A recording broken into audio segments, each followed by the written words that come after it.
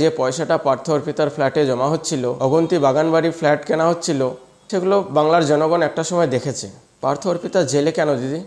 তার জবাব দেবেন একটু? পশ্চিমবাংলার মানুষকে একটু মনে করিয়ে দেবেন পার্থ অর্পিতা কেন জেলে আছেন? বাংলার মানুষ খুব ক্ষমাশীল, বাংলার মানুষ হয়তো ভুলতে বসেছে, তাই তাদেরকে একটু মনে করিয়ে দিন পার্থ অর্পিতার ঘরে যে টাকাটি পাওয়া গেছিল, সেই টাকাটি কত লাখ বেকার যুবকদের চাকরির বিক্রির বিনিময়ে সেই টাকাটি এসে জমা হয়েছিল। আপনার টিমের নেতাদের কতগুলো করে ফ্ল্যাট, কতগুলো করে বাগান বাড়ি, কতগুলো করে গার্লফ্রেন্ড, তার ইয়াত্তা নেই।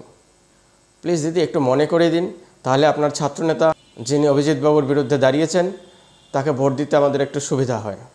সেই সনাতন ধর্মকে অপমান করা, লাঞ্ছিত করা নেত্রী যিনি যাদবপুর থেকে ভোটে লড়ছেন, সায়নী ঘোষকেও আমাদের একটু ভোট দিতে সুবিধা হয়।